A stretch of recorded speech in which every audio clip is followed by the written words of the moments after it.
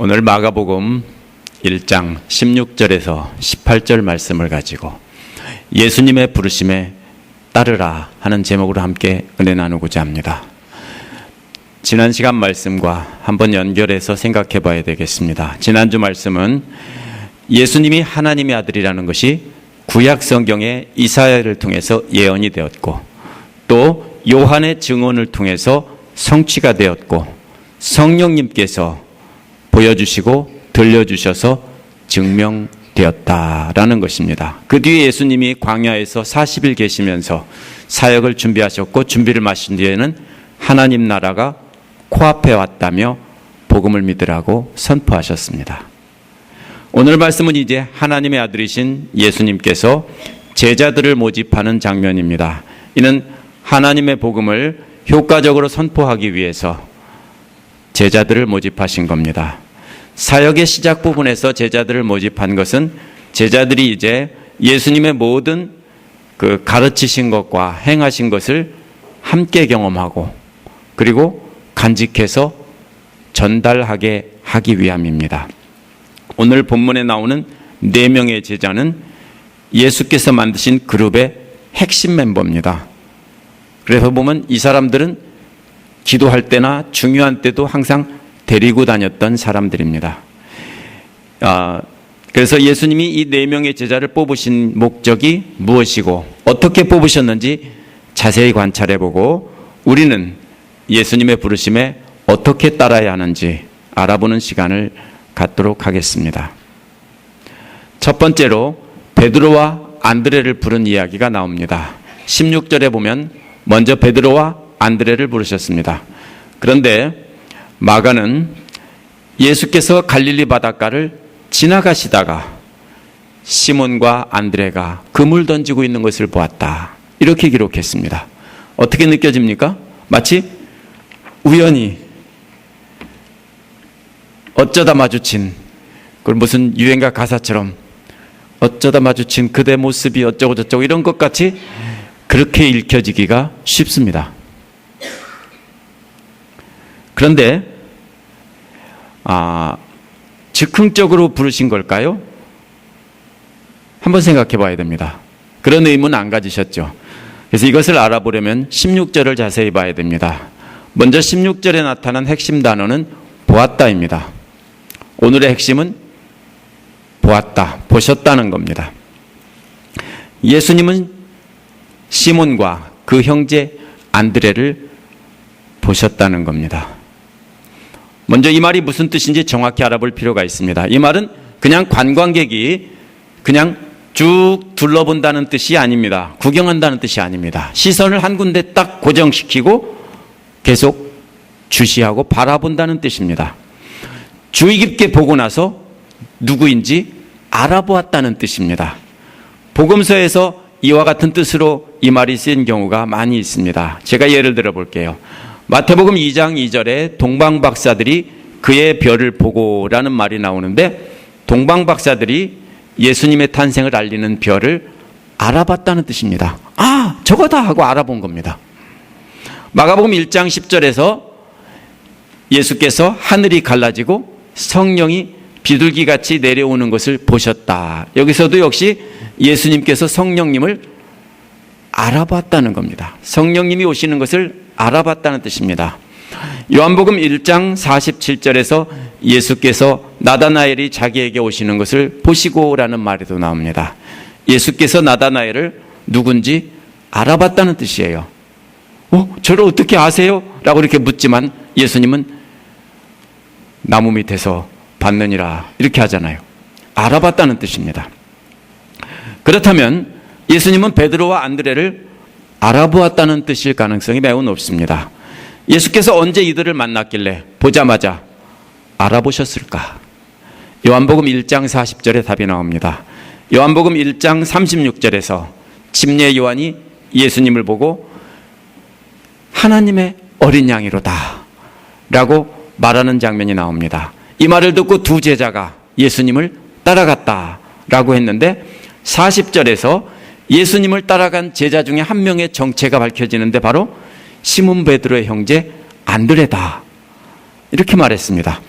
따라간 다른 한 사람의 이름은 밝혀져 있지 않습니다. 그렇다면 예수님께서 유대 광야의 요단강가에서 침례받을 때 안드레가 침례 요한과 함께 있었던 것을 보았다는 뜻입니다. 하지만 문제는 요한복음에서는 두 제자가 요한의 말을 듣고 예수님을 따라갔다고 했습니다. 마치 요한의 말을 듣고 바로 예수님의 제자가 된 것처럼 보입니다. 그런데 마가는 침례 요한이 잡힌 후에 시몬 베드로가 와 그 형제 안드레를 예수님께서 보시고 제자로 불렀다, 이렇게 되어 있습니다. 왜 이렇게 앞뒤가 안 맞는 것처럼 보이죠? 복음서가 잘못된 것이 아니냐, 이렇게 생각이 됩니다. 하지만 이것은 복음서가 잘못된 것이 아닙니다. 우리가 복음서가 무엇인지를 모르기 때문입니다. 복음서는 역사의 기록이 아닙니다. 복음서는 CCTV로 예수님의 모든 공생애를 담아놓은 기록이 아닙니다. 복음서가 뭐냐? 예수님의 지상사역과 십자가의 죽음과 부활을 경험한 제자들이 예배 시간마다 성령님의 도우심으로 기억나는 것, 깨달은 것을 증언한 겁니다. 그거를 나중에 이 사람들이, 증인들이 죽게 되자 기록해 놓은 것이 바로 복음서입니다. 따라서 어떤 경우에는 어떤 내용이 빠져 있고 들어 있고 이렇게 다를 수 있습니다. 또 순서대로 되어 있는 것도 아닙니다. 순서대로 되어 있는 것은 마가복음 같은 경우는 거의 순서대로 되어 있지만 다른 복음서 같은 경우는 순서에 큰 상관이 없습니다. 복음서의 초점은 뭐냐면요, 예수가 구약에 예언된 그리스도라는 것을 증언하는 데 있기 때문에 이 제자들은 뭘 하는 겁니까? 자신들이 증언에 필요한 것만 이렇게 증언을 했고 그것을 기록했습니다. 그러므로 부분이 생략되어 있고 다른 쪽에서는 들어가 있고 하니까 서로 다르게 보이는 겁니다. 마가는 뭘 생략했습니까?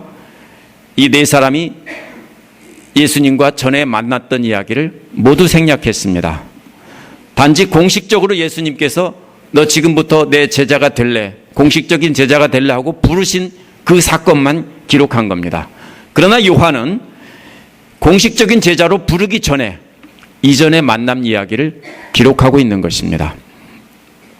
요한복음 1장 37절에서 요한의 제자 둘이 예수님을 따라갔다고 했습니다. 그러나 이것은 공식적인 제자가 되었다고 볼 수는 없습니다. 왜냐하면 안드레는 41절에 보면 예수님을 떠나서 형제인 베드로에게 가서 메시아를 만났다라고 증언했기 때문입니다. 공식적인 제자가 분명히 되었다면 그냥 예수님을 따라다녀야 옳은데 잠깐 만나고 다시 되돌아가서 형제 베드로에게 뭐라고 했습니까? 예수님을 만났다라고 이야기했기 때문입니다. 마가복음과 다른 복음서의 불일치는 증언한 사람에 따라서 어떤 증인은 필요한 것을 선택했고 어떤 사람은 빼놓았기 때문이고 또 시간 순서대로 기록하지 않았기 때문입니다. 요한복음의 기록을 보면 예수님은 이 사람들을 만났습니다. 최소한 안드레를 유대지방 광야에 있던 요단강가에서 만났다는 것은 분명합니다. 시몬 베드로도 만났을 가능성이 매우 높습니다. 왜냐하면 안드레가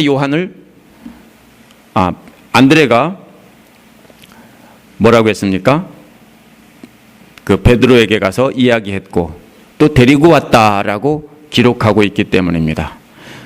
야고보와 요한도 만났을지도 모릅니다. 왜냐하면 그 당시 수많은 사람들이 다 어디 갔습니까?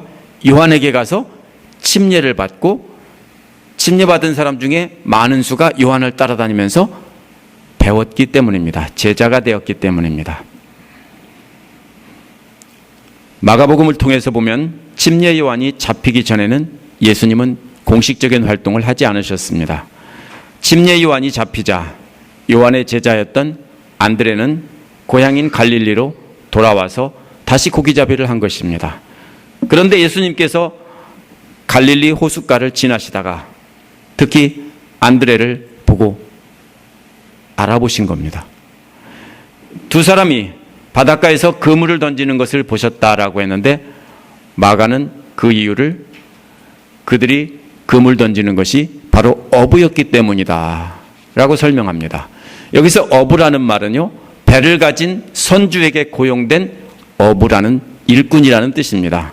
당시 사회의 하층민입니다. 아주 신분이 낮은 그런 천한 사람입니다. 예수님은 시몬과 그 형제 안드레를 보시고 나를 따라오라고 명령합니다. 원어에서 오라는 명령이 먼저 나옵니다. 이게 영어하고 그리스어는 어순이 같기 때문에 큰 문제가 없는데 한국어는 뒤에 나오니까 자꾸 강조점이 뒤로 밀려 내려갑니다. 뭡니까? 오라. 이리 와. 하고 부른 겁니다. 어쩌면 야, 너 일로 와. 했는지도 모릅니다. 그 뒤에 내 뒤를 따라오라는 말이 나옵니다. 내 뒤를 따라오라는 말은 제자가 되라는 말과 동의어로 쓰입니다. 하지만 유대교 랍비들은 이 말을 쓰지 않았습니다. 왜냐하면 유대교 랍비는 제자가 스승을 선택했지 스승이 제자를 선택하는 법은 없습니다. 이 말은 마치 예수께서 귀신에게 명해서 그 사람에게서 나오라고 명령하는 것처럼 권위 있는 명령입니다. 또 바다에게 잔잔하라고 명령하신 것처럼 권위 있는 명령입니다. 이런 권위 있는 명령에 시몬과 안드레는 즉시 그물을 버리고 예수님을 따라갔습니다. 이 부분에서 시몬과 안드레가 즉시 그물을 버리고 예수님을 따라갔다. 그래서 그 헌신을 강조하는 경우가 많이 있습니다. 그러나 그것은 마태의 초점이 아닙니다. 마태는 이 두 사람이 헌신했다라는 데 초점을 맞춘 게 아니라 주권적으로 불렀다라는 데 초점을 맞추고 있습니다. 그러므로 우리가 봐야 되는 것은 이들이 바로 예수님이 누군지 알았기 때문에 그 명령의 권위를 받아들이고 즉시 그물을 버리고 따라갔다는 것입니다. 절대로 자기들이 큰 인심 쓰고 자신들을 희생시키는 마음으로 그래 내가 따라가 주지 뭐 이렇게 한 것이 아닙니다. 마가복음 10장 28절에서도 베드로가 우리가 모든 것을 버리고 주를 쫓았나이다 라고 인심을 쓰기 시작합니다. 그렇지만 예수님은 들은 채도 안 하고 쭉 얘기하다가 뭐라고 합니까? 꼴찌가 첫째가 되고 첫째가 꼴찌가 된다 라고 말씀하셨어요. 뭐예요? 희생이 핵심이 아니고 예수님이 부르신 주권적인 역사가 핵심이고 하나님의 뜻이 우선이라는 뜻입니다. 이어서 두 사람을 부르신 목적이 나옵니다. 그것은 사람을 낚는 어부가 되게 하겠다라고 말씀하셨습니다. 그런데 이 원문을 직역하면 내가 너희를 사람들의 어부가 되도록 만들겠다 이렇게 해야 맞습니다. 거기에 사람을 낚는다는 말은 없습니다. 원어에는 마치 한국말 번역은 낚싯바늘에 미끼를 꿰서 사람들을 유인하는 것처럼 속여서 유인하는 것처럼 오해하기 쉽습니다. 원어에는 낚는다는 말은 없습니다. 사람들의 어부가 되도록 내가 만들겠다 이 말입니다. 만들겠다는 것입니다. 마태복음 13장 47절 48절에 보면 어떻게 고기를 잡는지 예를 든 내용이 나옵니다. 13장 47절에 보면 천국은 마치 바다에 치고 각종 물고기를 모으는 그물과 같으니라고 했습니다. 제자들은 낚시로 물고기를 속이듯 사람들을 유인하는 이야기가 아니라 여기서 뭡니까? 그물을 넓게 배에서 쳐놓고 그리고 어떻게 합니까? 물고기를 한 곳으로 모아서 건져 올린 다음에 뭡니까? 건져 올리는 게 뭔 그림이에요? 물에서 건져 올리는 거는 구원한다는 그림이에요. 그래서 좋은 것은 골라내고 나쁜 것은 도로 물로 돌려보낸다. 뭐 이런 얘기입니다. 그러면 이 그림을 가지고 제자들에게 말하고 있는 거예요. 사람을 건져 올리는 어부가 되게 하겠다. 사람들을 모아서 건져 올리는 구원하는 어부가 되게 하겠다. 이 그림을 이야기하고 있는 거예요. 낚싯바늘에다 꿰가지고서 코 깬다는 뜻이 아닙니다. 두 번째로 야고보를 부르신 야고보와 요한을 부르신 그 내용을 한번 보도록 하겠습니다. 19절에서 20절에서는 야고보와 요한을 부르십니다. 19절은 그리고 조금 더 가시다가 라는 말로 시작합니다. 이 거리는 아주 가까운 거리입니다. 누가복음 5장 10절에 보면 야고보와 요한이 시몬의 동업자라고 했습니다. 동업자라고 했지만 사실은 시몬과 안드레는 야고보와 요한의 아버지인 세베대의 종업원입니다. 고용된 어부입니다. 이들은 서로 다른 배를 타고 있었습니다. 시몬과 안드레는 작은 배입니다. 왜냐하면 둘이 타고 그물을 던졌기 때문에 조그만 배 하나 주고 너도 이걸로 고기 좀 잡아라 한 것이고, 그러나 야고보와 요한이 타고 있던 배는 큰 배입니다. 왜? 아버지도 있고 야고보와 요한도 타고 있었고 다른 일꾼들도 많이 타고 있었기 때문입니다. 이것은 큰 배입니다. 그렇다면은 이들은 얼마큼 정도 거리에 있었냐면은 소리 지르고 손짓해서 의사소통이 가능할 만큼 가까운 거리에 있었습니다. 예수께서 야고보와 요한도 알아보았다고 했습니다. 이들도 침례 요한의 제자였는지는 확실한 증거는 없습니다. 증거는 없지만 문맥을 통해서 볼 때 가능성이 높다고 봅니다. 왜냐하면 야고보와 요한을 알아보시고 뭐라고 했어요? 즉시 부르셨다고 했습니다. 앞에 시몬과 안드레는 보고 즉시 불렀다고 안 했어요. 부르시자 시몬과 안드레가 즉시 그물을 버리고 따라왔다고 했습니다. 누가 알아본 거예요? 시몬과 안드레는 예수님이 누군지 알아본 거예요. 세상 죄를 지고 가는 어린 양이로다, 이분이 메시아다라고 요한에게 들었기 때문에 마음에 새기고 있다가 알아보고 얼른 따라간 겁니다. 그러나 여기서는 예수님이 야고보와 요한을 알아본 거예요. 왜 그랬을까요? 보자마자 예수님이 알아보고 불렀다는 뜻입니다. 시몬과 안드레는 쳐다보고 잠시 쳐다본 후에 이렇게 쳐다보다가 걔들이구나 하고 생각하셨을 겁니다. 그리고 부르셨을 겁니다. 근데 야고보와 요한은 얘들도 여기 있네? 하고 야 너네들 이리 와봐 이렇게 불렀을 겁니다. 이게 뭐예요? 앞에서 이미 보고 알아봤기 때문에 얘들이 한 세트구나 두 세트구나 하는 것을 금방 알아보신 것 같아요. 그래서 보면은 요한복음 21장 어쩌면 또 이랬을 수도 있습니다. 만약 전혀 몰랐던 상태라면 즉시 불렀다라고 할 수가 없어요. 요한복음 21장 21절에 보면 예수님의 가슴에 기대어 있는 제자가 나옵니다. 베드로가 보고서 이 사람은 어떻게 되겠습니까? 뭔 상관이야 네가. 예수님이 이렇게 말씀하시잖아요.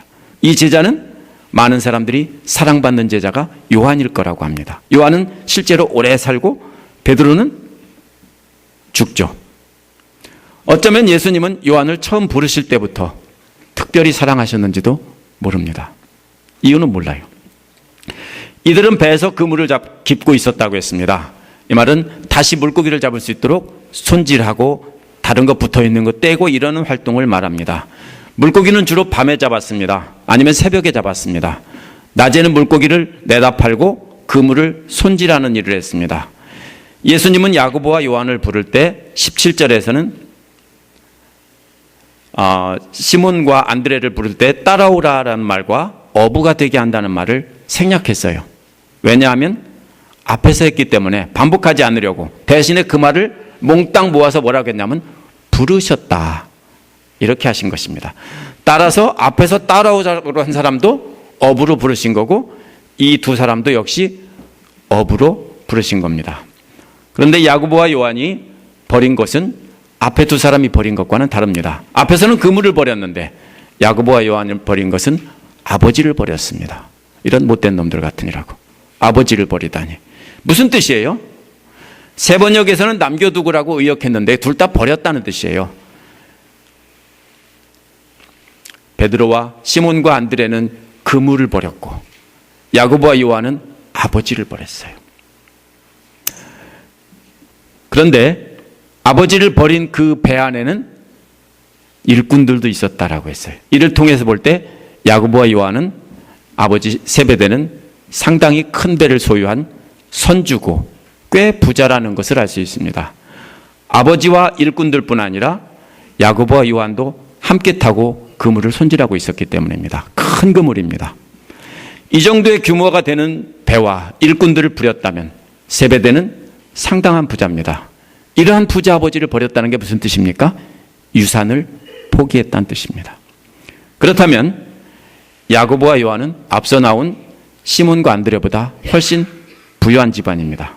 같은 어부지만 이처럼 서로 다른 사람들을 부른 데는 이유가 있습니다. 예수님은 당시 이스라엘에서 가장 소외된 지역인 갈릴리로 가셨는데, 갈릴리를 가보신 분은 알겠지만 갈릴리는 갈릴리 바다라고 부르는 사실은 호수입니다. 큰 호수예요. 그 주변을 둘러싸고 사람들이 살고 있기 때문에 사람들은 대부분, 그리고 조금 산지입니다. 다. 그러므로 농사질 땅이 별로 없어요. 다 그럼 뭐냐면은 대부분 어업을 하는 사람들이 많았습니다. 당시 어부들은 신분이 낮은 사람이었습니다. 어부들 중에 신분이 낮은 사람이지만 가난한 사람도 있고 부자도 있습니다. 그런데 가난한 사람이나 부자나 모두 구원하기 위해서 한 세트는 가난한 놈들 중에서 뽑고 한 세트는 조금 부자 중에서 이렇게 뽑으신 거라고 생각됩니다. 이렇게 해서 예수님의 관심은 부자냐 가난한 사람이 아니라 어떻게 하면 이 소외된 갈릴리 지역에서 효과적으로 복음을 전할까? 그 중에 가장 효과적으로 전할 수 있는 사람이 누구냐? 대다수가 어부기 때문에 어부 중에서 뽑으신 것인데, 그 중에서 가난한 사람 어부, 부자 어부 이렇게 뽑으신 겁니다. 그러면은 이 부르심과 순종에 대해서 한번 생각해 보겠습니다. 오늘 본문에서 예수님께서 제자들을 주도적으로 부르셨다라는 것을 마가는 강조하고 있습니다. 이는 귀신을 나가라고 명령하시고 바다더러 잔잔하라고 명령하신 그런 명령과 똑같은 겁니다. 그냥 깡패가 부르듯이 손가락질하면서 어이 이리 와, 이게 아니고요. 바다를 잔잔하라고 한 그 권위로 제자들을 불렀습니다. 그러나 즉흥적으로 지나가다가 그냥 맘 내켜서 부르신 것이 아니라 제자들을 주목해서 알아보시고 부르신 것인데, 무슨 뜻입니까? 요한을 통해서 이미 회개하고 침례를 받고 예수님을 기다리던 자들을 알아보시고 뽑으신 것입니다. 절대로 준비가 안 된 자를 제비처럼 제비 뽑듯이 그냥 임의로 뽑아서 쓰신 것이 아닙니다. 여러분도 마찬가지예요. 하나님이 갑자기 어느 날 쓸모없는 사람 갑자기 휙 뽑아서 쓰시는 것 같지만 성경에 그런 사람 같은 사람도 다 뭐가 돼 있어요? 준비가 돼 있어요. 준비가 되어 있는 사람을 예수님께서 회개하고 준비가 되어 있는 사람을 뽑아서 쓰신 겁니다. 이러한 예수님의 주도적인 부르심은 당시 랍비들과는 완전히 다릅니다. 랍비들은 자신의 명성을 듣고 찾아오는 사람들을 제자로 삼았습니다. 그 중에서도 삼고 안 삼고는 랍비의 마음이겠죠. 예수께서는 제자를 부르셨지만 당시 사회에서는 제자들이 스승을 선택하는 것입니다. 또 랍비들은 제자들을 받아들일 때, 찾아온 제자들을 받아들일 때 사회적으로 성공한 사람들, 괜찮은 신분의 사람들을 받아들이려고 했습니다. 그러나 예수님은 당시에 그런 기준과는 완전히 달랐습니다. 당시 사회에서 완전히 무시당하던 하층민인 어부들을 제자로 부르신 겁니다. 그러니까 복음서 내내 보면은 쟤들이 어떻게 저렇게 됐냐 이런 것이 참 많이 나옵니다. 사도행전 이런 데도 보면은 본래 학문이 없는 범인인 줄 알고 뭐 이런 말이 나오죠. 무식한 놈들이 어떻게 저렇게 복음을 증거하냐, 저렇게 말을 술술 잘하냐, 이런 소리예요. 오늘 본문에 보면 예수님의 주권적인 부르심은 대단히 중요합니다. 그러나 예수께서 권위 있는 명령으로 부르셨다는 것만 가지고 제자가 될 수는 없습니다. 만약 우리가 로봇이라면 와라 하고 스위치 딱 누르면 와야 돼요. 근데 사람은 로봇으로 만들지 않으셨어요. 뭐가 문제입니까? 한 가지 주목해야 될 것은 바로 모든 것을 버리고 예수님의 제자가 되었다는 것입니다. 이러한 사실은 다른 복음서에서도 찾아볼 수 있습니다. 누가복음 9장 57절에 보면 어떤 사람이 예수님께 와서 어디를 가든지 쫓겠습니다라고 스스로 제자가 되겠다는 의사를 표시했습니다. 이에 대해서 뭐라고 대답합니까? 인자는 머리 둘 곳도 없다. 분명한 거절입니까? 아니에요. 거절이 아니에요. 지금 누리고 있는 것을 다 버리고 포기하고 고생할 각오가 돼 있으면 따라오고 아니면 집에 가, 이 소리입니다. 그 사람이 따라갔다는 말이 없기 때문에 제자가 되는 것을 포기하고 돌아갔을 겁니다. 예수님이 노숙자라는 말을 듣고 제자가 되길 포기한 것입니다. 또 누가복음 9장 59절에 보면 예수님께서 주권적으로 부르신 제자들이 나옵니다. 그러나 한 사람은 부친의 장사를 지내고 따라가겠다고 했고, 다른 사람은 가족과 작별 인사를 하고 따라가겠다고 했습니다. 이는 모든 것을 버리지 못하고 제자가 되길 포기한 사람들입니다. 예수님께서 주도적으로 부르셨지만 핑계를 대고 거절한 사람도 있습니다. 마태복음 19장 16절에서 22절에 보면 한 부자 청년이 등장합니다. 참 신실한 청년입니다. 예수님 보시기에 참 사랑스럽고, 그래서 제자로 부르셨습니다. 내 소유를 다 팔아 가난한 사람들에게 주고 너는 나를 따라오너라 하고 불렀어요. 그런데 이 사람은 재물이만으로 근심하고 돌아갔습니다. 이것을 비교할 때 본문에 나온 네 사람은 모두 예수님의 부르심에 자기들이 가지고 있는 것을 다 포기한 것입니다. 시몬과 안드레는 뭘 포기했습니까? 그물을 버린 거 아니에요. 그물 자기 거 아니에요. 누구 거예요? 세베대 거예요. 그럼 뭐예요? 직업을 버렸다는 거예요. 그물을 버렸다는 것은 이 두 사람은 일자리를 버리고 따라간 것입니다. 야고보와 요한은 뭘 버렸습니까? 아버지를 버린 게 아니라 유산을 버리고 따라간 것입니다. 포기한 물질의 크기가 달라요. 그렇지만 모두 자기가 가지고 있는 것을 다 내려놓고 예수님을 따라갔다는 것은 똑같습니다. 이런 사람들에게 예수님께서 마태복음 13장 44절에서 다음과 같이 말씀합니다. 전국은 마치 밭에 감추인 보화와 같으니 사람이 이를 발견한 후 숨겨두고 기뻐하여 돌아가서 자기 소유를 다 팔아 그 밭을 샀느니라. 이 네 사람은 마치 감추인 보화를 발견하고 자유 소유를 다 팔아서 그 밭을 산 사람과 같습니다. 딱 보고서 한눈에 알아보고 대박이다 하고 얼른 버리고 따라간 겁니다. 마가복음 10장 28절에서 베드로는 우리가 모든 것을 다 버리고 주를 따랐나이다 라고 답하며 소유를 팔아서 밭을 산 사람과 같다 라고 대답한 겁니다. 신약 성서에 수많은 편지들을 기록한 바울도 이 네 사람과 마찬가지로 모든 소유를 다 팔아 감추인 보화를 산 사람입니다. 많은 사람이 마가복음에서 주목한 것은 예수께서 악한 영과 질병에 매여 있는 사람들을 해방시켜 주었다, 이거를 주목합니다. 맞습니다. 그런데 오늘 본문에서 보면은 마가복음 전체에서 강조하는 중요한 한 가지가 빠졌습니다. 많은 사람들이 이 점을 놓칩니다. 마가복음에서 강조하는 또 한 가지는 예수님께서 물질에 사로잡혀 노예로 사는 자들을 해방시켜주며 복음을 전하신 것입니다. 따라와 할 때는 너 가진 것 다 버리고 따라와, 이 소리입니다. 우리는 보통 더러운 영과 질병에 사로잡혀 있는 사람들은 불쌍하게 여깁니다. 그러나 물질에 사로잡혀 있는 사람들은 불쌍하게 여기지 않고 부러워합니다. 그렇죠? 그러나 예수님은 물질에 사로잡혀 있는 자들을 어느 누구보다 더 불쌍히 여겼습니다. 더러운 영이나 질병에 사로잡힌 자들은 예수님께서 권능으로 치료해 주시면 끝이었습니다. 근데 물질에 사로잡힌 자들은 예수님께서 치료할 수가 없어요. 왜냐하면 자기들이 놔야 하는가? 치료해 줄 수가 없었어요. 쥐고 있는 것을 놔야 되는 거니까. 물질에 노예가 되어 있는 사람들은 해답이 없어요. 구원해 줄 수도 없고 제자로 쓰실 수도 없어요. 언제까지? 자기가 놓을 때까지. 그래서 예수님은 마가복음 10장 25절에서 제자들에게 낙타가 바늘기로 나가는 것이 부자가 하나님 나라에 들어가는 것보다 쉽다라고 하신 거예요. 불쌍하다 못해 쟤들은 몽땅 다 지옥행이구나, 이렇게 보신 거예요. 오늘 말씀을 정리해 보겠습니다. 예수님은 권위 있는 명령으로 저와 여러분을 부르기를 원하십니다. 그러나 회개하고 메시아를 기다리던 사람들을 제자로 부르셨다는 걸 아셔야 됩니다. 그렇다면 저와 여러분도 역시 전제 조건은 뭡니까? 회개하고 예수님을 맞을 준비를 하고 기다려야 하는 것입니다. 그럴 때 예수님은 저와 여러분을 부르셔서 사람들의 어부로 삼으시는 겁니다.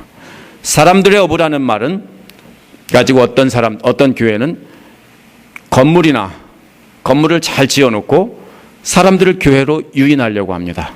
또 선물을 준다고 하고 맛있는 음식을 준다고 하고 건물을 멋지게 지어놓고 유인합니다. 청소년 교육시설을 잘 갖춰놓고 농구장도 만들어놓고 유인합니다. 근데 예수님은 그렇게 하라고 안 했어요. 낚싯바늘에 미끼 껴서 꼬이라고 한 것이 아니라 이건 잘못된 거예요. 분명히 잘못된 겁니다. 당시의 어부들은 물고기가 있는 곳에 찾아가서 커다란 그물로 물고기를 모은 다음에 그것을 건지는 일을 했습니다. 잘 보세요. 그물로 건져 올리는 거예요. 물은 뭐예요? 바닷물은 악의 상징이에요. 옛날 고대 히브리인들에게는 악의 상징이에요. 건져 올리는 거예요. 작은 물고기들을, 왜 물고기들을 밤에 잡습니까? 작은 물고기, 제가 말하는 것은 이런 고기가 아니라 이런 고기를, 먹을 만한 고기를 말하는 겁니다. 밤에는 물 위로 올라옵니다. 여기 비치에 가도 알아요. 전번에 우리 영신 씨 남편 그렉 테일러를 따라서 내가 맨 처음에 왔을 때 뭡니까? 기깅하는데 따라간 적이 있어요. 근데 라이트로 비추는데 뭐가 보입니까? 요만한 그 물고기들이 해변에 바글바글해요. 그러면 그것을 플라운더가 먹으려고 오는 것을 콕 찍는 겁니다. 얘들이 왜 모이냐면요, 안 죽으려고 모이는 거예요. 밤에 안 잡혀 먹으려고. 큰 고기들이 바닥에 있기 때문에. 그래서 이 고기들은 밤에 모입니다. 위로 뜨고 떼거리로 모입니다. 큰 고기들은 밑에 있기 때문입니다. 그래서 베드로도 밤이 맞도록 그물을 던진 것입니다. 예수님께서 제자들을 어부에 비유하신 것은 제자들이 물고기를 모으러 나가야 하는 때가 어두운 밤중과도 같다는 것입니다. 예수께서도 당시 이스라엘에서 가장 어두운 갈릴리로 가셨습니다. 그래서 갈릴리로 가신 거예요. 어두운 갈릴리로. 무서워 밤중에는 떼거리로 물 위로 모여든 물고기 같은 사람들이 많이 있던 곳이에요. 그러한 물고기 떼와 같은 사람들을 보고 뭐라고 했어요? 목자 없는 양 같다라고 불쌍히 여기신 거예요. 그러므로 우리도 부름받았다면 어두운 세상에 나가서 사람들을 몰아와야 되는 것입니다. 이것이 어부라는 뜻입니다. 그러나 부름받았다고 아무 준비 없이 어부가 될 수는 없습니다. 예수께서도 제자들을 뽑아서 3년 반 동안 공생의 기간 내내 제자들을 훈련시키셨습니다. 사실 병을 치료하고 많은 사람을 가르쳤지만 실제로 핵심은 어디에 있었냐면요, 제자 훈련에 있었습니다. 많은 사람에게 말하는 것은 그 중에 나와서 예수님의 제자가 되기를 기대하셨던 겁니다. 야고보와 요한이 고기를 잡기 위해 잡기 힘든 낮에는 뭐를 했습니까? 손질하고 준비했던 것처럼 우리도 훈련을 받으며 준비해야 합니다. 우리 교회가 속한 남침예교는 미국 개척 초기에는 아주 작은 교단이었습니다. 그때 큰 교단은 감리교가 아니고 장로교, 성공회, 회중교회 이런 교회들입니다. 동부의 큰 교단이었어요. 국교였어요, 어떤 주는요. 그런데 이런 교단의 목회자들은 다 어디서 나왔냐면 영국의 옥스퍼드나 케임브리지 나오고 또 미국에서 하버드 같은 데 나오고 다 이런 사람들이에요. 그 당시 최고 상류층 엘리트들입니다. 그런데 남침예교 목회자들은 어떤 사람들이냐면 학교도 안 다닌 농부들이었어요. 농부들 중에서 성도들에게 인정받는 자를 뽑아서 목사 안수를 줘가지고 목회자로 파송을 했어요. 뭐하고 똑같아요? 예수께서 보잘것없는 사람들을 뽑아서 제자로 부르신 것과 똑같아요. 그러나 오해하면 안 돼요. 남침예회가 농부 목회자들을 아무 훈련도 없이 방치했다고 생각하면 안 됩니다. 3년 정도 목회를 잘하면 이 사람은 됐구나 싶어서 다시 불러서 신학교육을 시켰는데 신학교가 너무 멀어서 뉴올리언즈까지 플로리다 마이애미에서 뉴올리언즈까지 오려면 너무 멀잖아요. 그럼 어떻게 했냐면요, 마이애미에다가 익스텐션 센터를 큰 교회 하나다가 만들어 놓고 그 주변에서 공부를 많이 한 목사님들, 교수님들을 모아서 월요일마다 9시간씩 9학점씩 목회자들 쉬는 날에 듣게 합니다. 그리고 휴가 때, 방학 때 본교에 와서 일주일씩 먹고 자면서 또 집중해서 듣게 합니다. 이렇게 해서 공부를 시켰어요. 근데 문제가 또 있습니다. 세미나리는 대학원 과정인데 대학교를 안 다닌 거예요, 목사들이. 그래서 뭘 만들었냐면요, 학부를 만들었어요. 그게 뉴올리언즈 신학교에 있는 그 레벨 칼리지라는 거예요. 원래는 공식적인 학교가 아니고 그 학교에서 마스터 과정에서 받기 위해서 목회자들을 교육시킨 겁니다. 저와 함께 공부했던 미국 목사님 중 하나가 그렇게 목사가 되신 분이 있었어요. 많지는 않아요, 오늘날은 그런 사람들이. 근데 그렇게 되신 분이 함께 공부하다가, 목회를 하다가 나중에 학부 다니고 대학원 다니고 제가 가니까 대학원 과정 다니고 있었고, 졸업하고 함께 PhD 과정에 들어가서 함께 공부해서 그분도 PhD 학위를 받았습니다. 놀랍죠? 이게 뭐냐면요, 남침예회에서도 이렇게 보잘것없는 세상적으로 아무것도 아닌 사람을 뽑아서, 그러나 열정 있고 뭡니까? 준비가 된 사람을 뽑아서 목회자로 세웠고, 그 사람들을 나중에 다시 가르치는 시스템을 만들었어요. 어떻게 훈련을 시작합니까? 저도 세상적인 기준으로 좋은 사람을 뽑아서 제자 훈련하면 참 편안하고 쉽습니다. 그러나 그것은 예수님께서 하신 제자 훈련 방법이 아닙니다. 예수님은 랍비들처럼 괜찮은 학생들을 골라서 받고 그래서 자기의 지식이나 전달하려고 했던 것이 아닙니다. 예수님은 뭐를 하려고 했어요? 가장 낮은 자를 뽑아서 사람을 구원하도록 훈련시킨 겁니다. 따라서 오늘날도 제자 훈련은 지식을 전수하는 것이 아닙니다. 저도 제가 알고 있는 지식을 전달하려고 하는 것이 아닙니다.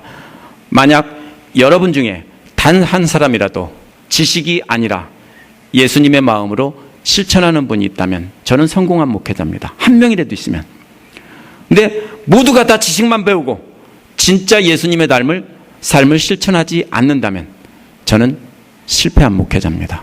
한 명만 있어도 성공한 것이고 한 명도 없다면 저는 실패한 목회자입니다.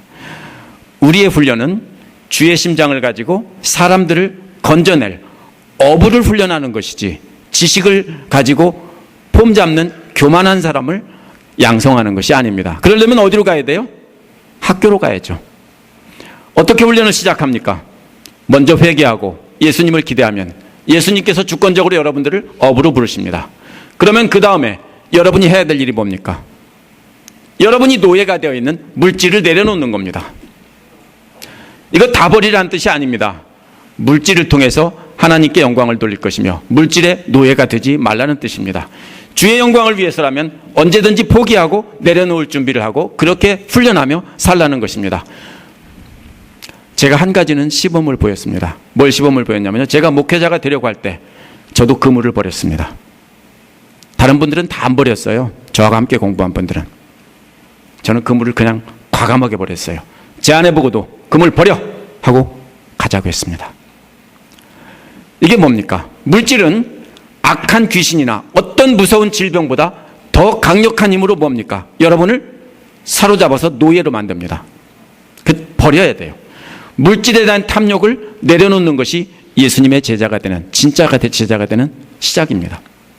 그렇다고 오늘날 여러분들이 선교지나 목회지로 무조건 떠날 필요는 없습니다. 왜냐하면 예수님이 성경을 주셨기 때문에 말씀으로 날마다 묵상하고 순종하면서 우리 삶에서 훈련받을 수 있기 때문입니다. 절대로 세상에서 얻은 지식이나 사회적 지위나 물질을 교회로 가지고 와서 뭘로 삼아요?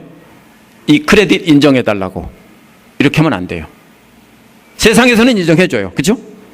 다른 학교에서 공부한 거 가져가면 트랜스퍼 해주죠? 교회에서는 안 해줍니다. 저는 안 해줍니다. 최소한 저는 안 해주려고 합니다. 세상에서 가진 어떤 걸 갖고 와도 저는 인정하지 않겠습니다. 아무리 많이 배웠어도 인정하지 않겠습니다. 무시한다는 뜻이 아니에요. 돈이 아무리 많아도 그 크레딧 인정할 수 없습니다. 아무리 괜찮은 교양을 갖고 있어도 인정할 수 없습니다. 뭡니까? 만약에 그렇게 한다면 그것은 교회가 분열되는, 세속화되는 시작입니다. 야고보와 요한의 어머니가 어떻게 했는지 아세요? 크레딧 인정해달라고 쫓아왔어요. 그게 뭔데요? 자기 아들들이 베드로하고 안드레하고는 수준이 다르잖아요. 그러니까 자기 아들들은 예수님 좌우편에 앉게 해주세요. 뭐예요? 크레딧 인정해 주세요. 얘들은 그래도 신분이 그래도 좀 나은 애들이에요. 이 소리예요. 근데 예수님이 뭐라고 그랬어요? 노! 그랬어요. 한 번에. 우리가 뭘 해야 됩니까? 세상 질서가 교회를 다스리게 하면 그때부터 교회는 교회가 아닙니다. 수많은 미국에 있는 한인교회들이 뭡니까? 교회가 아닌 교회가 너무 많아요. 왜? 뭐가 다스려요? 세상 질서가 교회를 다스리기 때문에 교회가 아닙니다. 교회는 누가 교회입니까? 내려놓고 예수님의 말씀을 따라서 순종하고 엎드려 복종하는 겸손한 사람들이 다스리는 곳이 되어야 됩니다. 겸손히 예수님을 따르지 않는 사람들은요, 아무리 훈련받고 아무리 말씀 많이 배우고 아무리 성령이 충만해도요, 예수님 보시기에 쓸모가 없어요. 아무 쓸모가 없어요. 만약에 우리가 그걸 내려놓지 않으면, 세상의 기득권을 내려놓지 않으면 여러분들은 어부가 될 수 없습니다. 먼저 내려놓지 않으면 예수님은 뭐가 됩니까? 훌륭한 랍비에 불과합니다. 좋은 삶을 살았고 좋은 것을 가르쳤던 훌륭한 랍비입니다. 먼저 내가 사랑하던 거 내려놓고 그리스도를 따라 나서야 그분의 가르침에 따라 순종하며 사람들의 어부가 될 수 있습니다. 이것이 그리스도의 부르심에 따르는 진정한 길입니다. 기도하겠습니다.